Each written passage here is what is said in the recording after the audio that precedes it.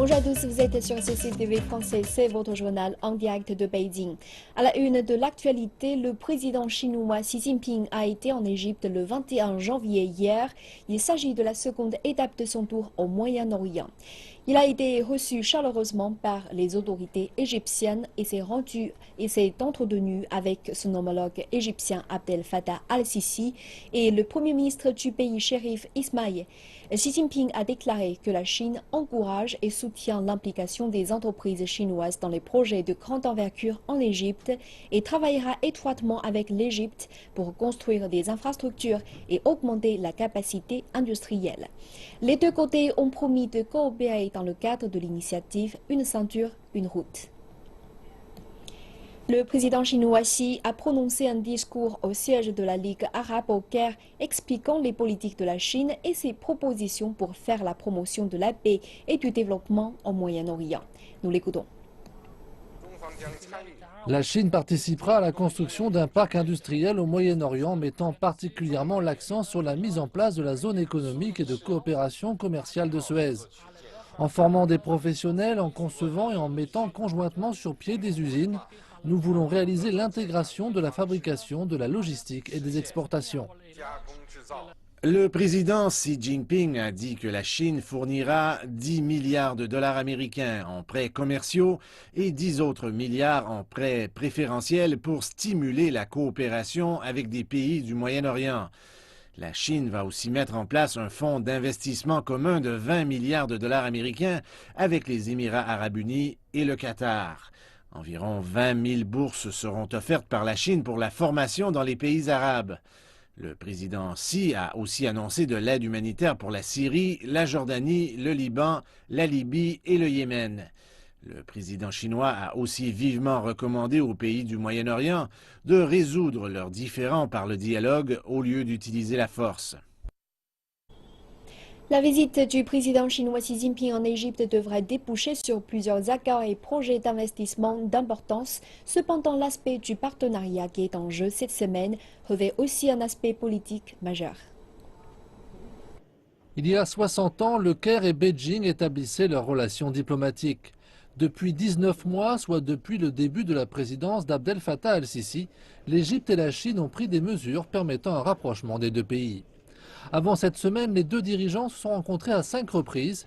Signe de cette proximité, l'Égypte est une des nations dont les soldats ont participé au défilé militaire qui a eu lieu en septembre dernier à Beijing, lors des célébrations marquant la victoire lors de la Seconde Guerre mondiale.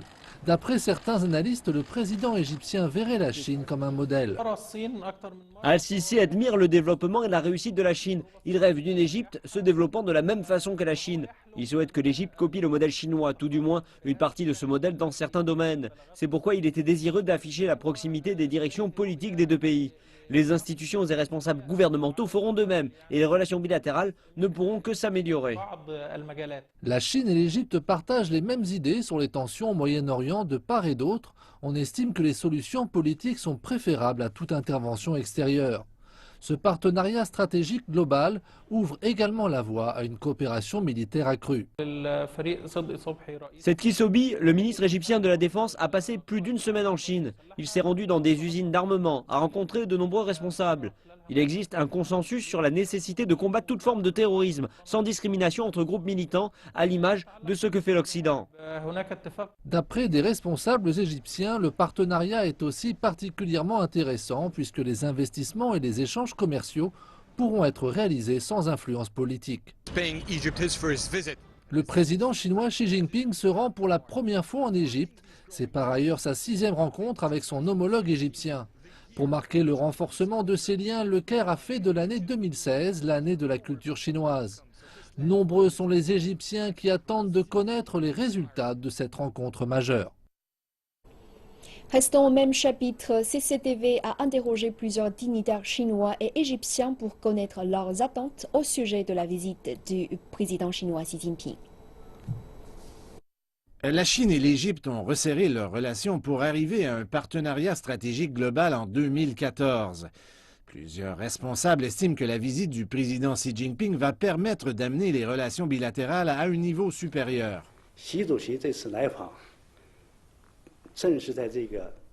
La visite va rendre notre partenariat stratégique global plus concret. L'Égypte est située au carrefour occidental de la ceinture économique de la route de la soie et de la route de la soie maritime. Nos amis égyptiens ont accueilli avec beaucoup d'enthousiasme l'initiative Une ceinture, une route. Pendant la visite du président Sy, les deux parties parleront de la coopération dans ce cadre. En attendant, l'Égypte planifie un grand projet pour développer le canal de Suez et les deux stratégies peuvent bien s'intégrer.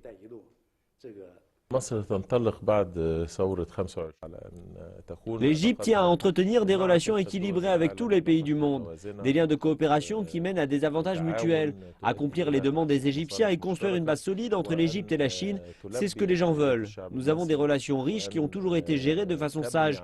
Nous voulons intensifier ces liens avec la Chine pour donner ce qu'il y a de mieux à notre peuple. La Chine et l'Égypte représentent deux des plus vieilles civilisations du monde et ont un héritage culturel très riche. Cependant, les deux pays ont perdu plusieurs objets d'une grande valeur historique.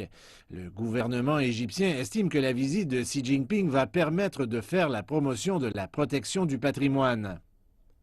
La visite du président chinois a une grande signification et un sens très profond.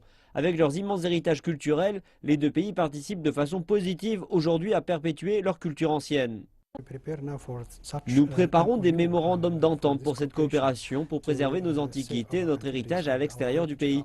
Je pense que ce sera une bonne chose pour la Chine et l'Égypte de travailler ensemble à ce niveau.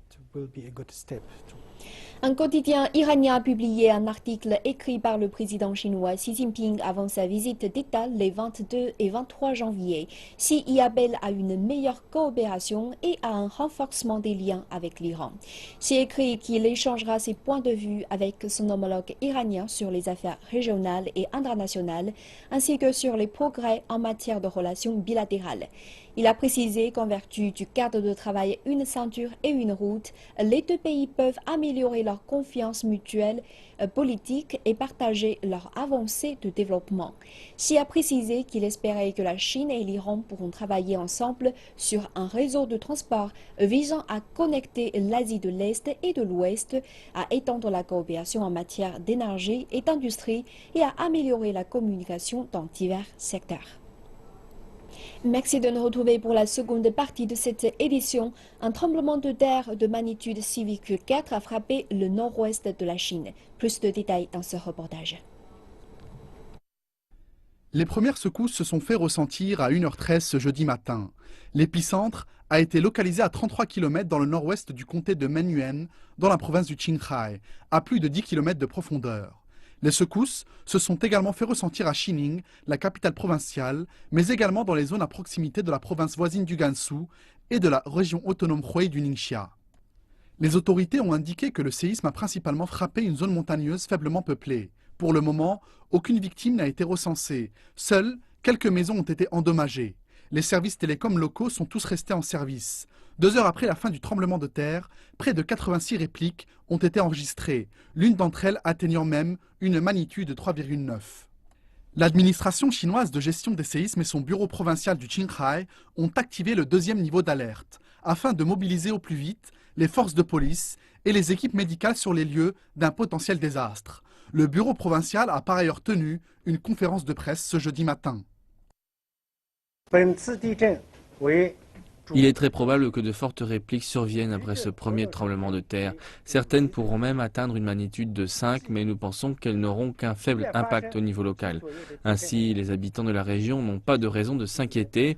Il y a toutes sortes d'analyses et de rumeurs non fondées qui ont circulé sur Internet. S'il vous plaît, je vous exhorte à ne pas y prêter attention et je vous demande de ne croire que les informations officielles. Et une page économie. Depuis que les prix du pétrole ont atteint un plus bas pour la première fois depuis 2003, les producteurs de pétrole mondiaux ressentent un impact très substantiel. Les nouvelles baisses des prix du pétrole pourraient signifier plus qu'une autre importante étape pour le marché.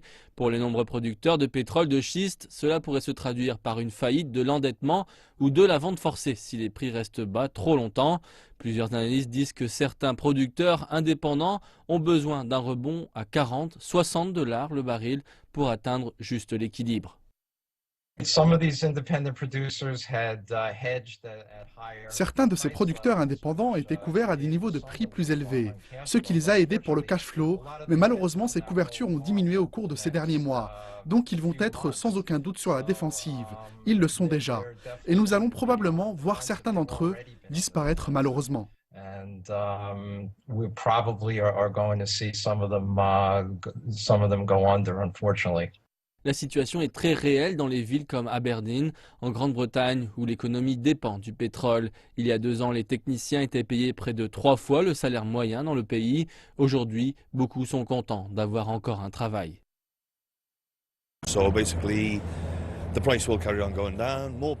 Donc fondamentalement, les prix vont continuer à baisser et plus les gens vont être hors du marché. Pour le moment, je suis chanceux, je travaille toujours. En tant que contractuel, je fais partie d'une classe spéciale. Mais il faut savoir que les contractuels ont plus d'expérience, mais l'expérience quitte l'industrie, elle s'en va.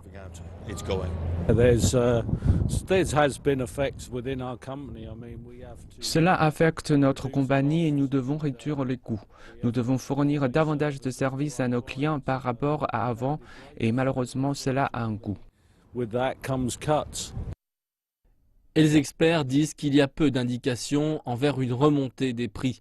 Mardi, l'Agence internationale de l'énergie a prévenu que le monde pourrait connaître une surabondance de pétrole en 2016. L'industrie pétrolière pourrait bien connaître des jours encore plus difficiles. Le premier projet indonésien de train à grande vitesse construit par la Chine se concrétise. Une cérémonie de lancement des travaux a en effet eu lieu à Jakarta le 21 janvier.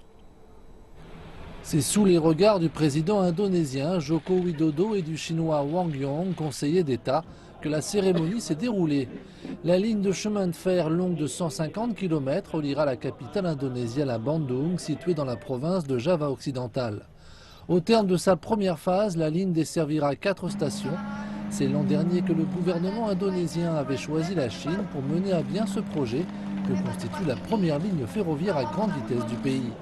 Son coût est estimé à 5,5 milliards de dollars qui seront financés à hauteur de 75% par la Banque chinoise de développement. Le consortium indonésien détient 60% des parts. Quant aux parts restantes, elles sont propriété de son homologue chinois. La ligne à grande vitesse Jakarta-Bandung constitue la première coopération internationale chinoise de toute la chaîne industrielle. Elle a une portée majeure. Il s'agit de la première ligne à grande vitesse d'Asie du Sud-Est, dont la vitesse est de 350 km/h. À travers ce projet, la Chine exporte sa technologie, ses équipements et son expérience dans le domaine des opérations de la construction et d'opérations de capital. C'est un exemple pour les autres pays. La Chine a construit le projet ferroviaire. C'est une nouvelle avancée cette année. C'est notre rêve et nous espérons qu'il devienne réalité. Les entreprises d'État de Shanghai ont enregistré un record de bénéfices, 313 milliards de yuan en 2015, soit une hausse de 19% par rapport à l'année précédente. Cela est en partie dû aux réformes de la propriété au sein de ces entreprises. Le gouvernement chinois a déclaré lors d'une réunion cette semaine que les réformes continueront cette année. Le gouvernement central lancera une série de réformes pilotes au sein des entreprises d'État dans 10 quartiers en 2016, dont des réformes de politique de titularité et d'embauche de directeurs exécutifs. Shanghai a réalisé également des réformes de titularité, dont l'introduction en bourse d'entreprises entières et non seulement les filiales rentables. L'entreprise Shanghai International Port Group a fait partie des premières entreprises locales à être nationalisées. L'entreprise a également commencé à offrir certaines de ses actions aux employés en tant qu'encouragement. Le nouveau système est en place depuis plus d'1 an et l'entreprise a été témoin de grands et d'encourageants changements dans ses opérations. Suite à l'introduction de la totalité de l'entreprise, la gestion et la structure de notre entreprise est devenue plus claire qu'avant. Nous avons des normes opérationnelles plus élevées, car nous sommes à présent une entreprise cotée en bourse. En d'autres termes, c'est comme mettre une entreprise dans un vase en verre, tout est ouvert et transparent. Nous avons commencé à donner des actions à nos employés en 2014 et aujourd'hui, ils prennent davantage soin des opérations de l'entreprise. Nous avons reçu 57 propositions cette année lors des réunions, alors que nous n'en avions qu'une sur 10 avant. L'objectif des entreprises d'État cotées en bourse est d'introduire de multiples actionnaires, dont des investisseurs privés, et de réduire la proportion des actions détenues par le gouvernement à un niveau plus modéré. Le gouvernement pense que cela aidera à relancer la productivité et la compétitivité des entreprises publiques. Elles sont habituellement imposantes, mais possèdent plus d'un commerce principal. Tous ces commerces ne sont pas forcément cotés en bourse. Pour résoudre ce problème, le gouvernement central a publié des directives pour classifier les cibles de réforme des entreprises d'État. Les entreprises d'État sont à présent divisées en entités commerciales d'un côté et d'un autre côté en entreprises impliquées dans la sécurité ou dans le contrôle de ressources naturelles. Mais selon les experts, classifier certaines entreprises d'État est un sérieux défi pour les réformes de cette année. Comme le marché s'est développé, les gens se sont de plus en plus sensibilisés sur la signification de la classification des entreprises d'État. Clairement, la réforme est dans la bonne voie, mais les limites de chaque classification ont été établies par les forces du marché. Par exemple, l'industrie de la télécommunication implique la sécurité de l'information, qui devrait être strictement contrôlée par le gouvernement. Mais pour le domaine du service de terminal, cela peut être ouvert pour la compétition du marché. Même si nous divisons les entreprises en deux catégories, la division détaillée est très compliquée et a besoin de beaucoup plus de considération. La réforme des entreprises d'État a déjà rapporté de bons résultats pour 2015. Les entreprises d'État de la ville ont généré un total de revenus de 3 000 milliards de yuans, soit une hausse de 7% par rapport à l'an dernier. En plus des réformes de titularité, les entreprises d'État à Shanghai explorent également d'autres chemins pour augmenter leur rentabilité pour l'année à venir. L'entreprise Shanghai Port, par exemple, essaie un nouveau système pour embaucher les directeurs exécutifs et élargira les actions à ses employés cette année. Passons maintenant au Forum économique mondial qui se déroule actuellement dans la ville suisse de Davos, où plus de 2000 dirigeants économiques et politiques du monde entier se sont réunis. Le thème de cette année est la gouvernance de la nouvelle révolution industrielle.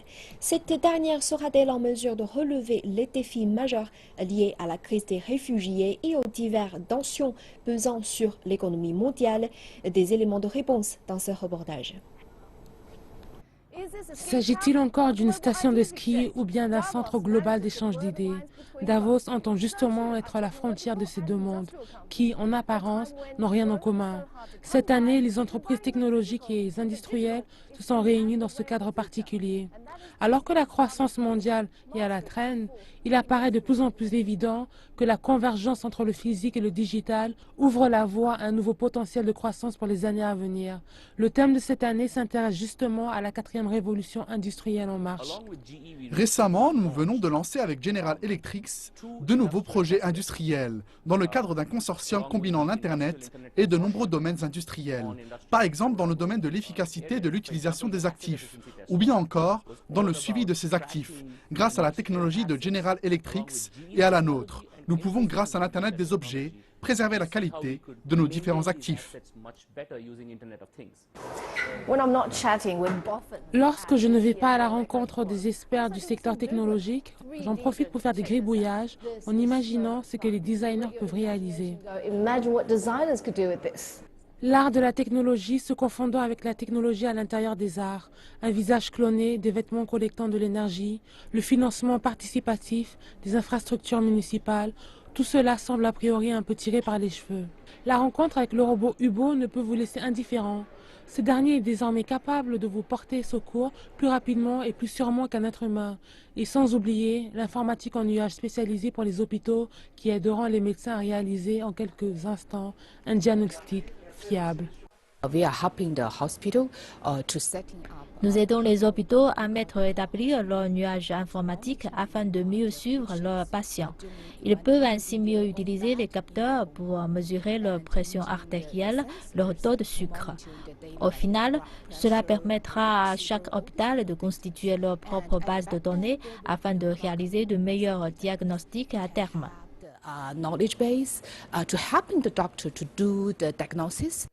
La convergence des technologies digitales avec les autres industries est au cœur du forum de Davos cette année. Les débats autour de la question sont tellement vifs au point de faire fondre la neige de la très célèbre station de ski suisse.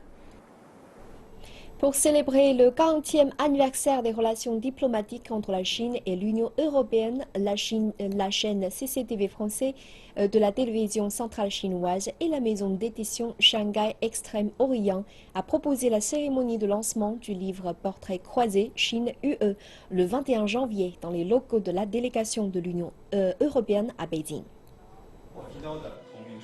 Portrait croisé Chine-UE est une série de 40 portraits vidéo réalisés par CCTV français à l'occasion du 40e anniversaire de l'établissement des relations sino-européennes. À travers ces vidéos sont présentées 40 personnalités chinoises et européennes, dont les histoires permettent de parcourir 4 décennies d'échanges entre la Chine et l'Union européenne. Les relations Chine-UE se concrétisent à travers des parcours individuels, des histoires auxquelles chacun peut s'identifier. C'est grâce aux efforts de millions de personnes représentées par ces 40 portraits que les relations sino-européennes sont aujourd'hui si diversifiées. Au cours de l'année 2015, l'équipe de CCTV a choisi comme témoins de ces relations sino-européennes 40 personnalités de près de 20 nationalités différentes, s'efforçant de couvrir la variété des États membres de l'Union européenne et une grande diversité de domaines. Des plus hauts dignitaires européens jusqu'aux représentants de la société civile, des arts traditionnels aux technologies de pointe, de la mode à la peinture, les histoires présentées dans la série illustrent l'amitié profonde qui unit les deux parties. Pour définir l'essence de la relation sino-européenne, je dirais que la clé est la confiance et l'ouverture. Cela repose sur une compréhension mutuelle qui passe par les individus. C'est cela qui donnera la base la plus solide pour une relation saine.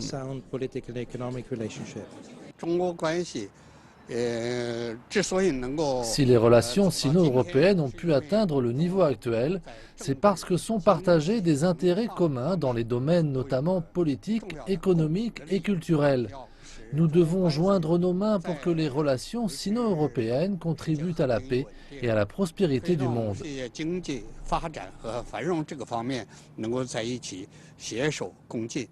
Le livre Portrait croisé Chine-UE nous fait découvrir avec émotion les histoires de ces 40 personnes mises par écrit. L'intégralité du contenu papier est présentée en 3 langues, français, anglais et chinois, avec également un DVD. Ces 40 histoires peuvent inspirer les jeunes générations qui veulent se consacrer à la création ou bien commencer un nouveau métier. Donc pour nous qui travaillons dans le domaine des médias, que ce soit pour la télévision ou pour l'édition, notre rôle est de partager ces expériences à la nouvelle génération, afin de contribuer au développement futur des relations sino-européennes. Et voilà, c'est la fin de cette édition. Merci de votre fidélité. À très bientôt sur CCTV Français.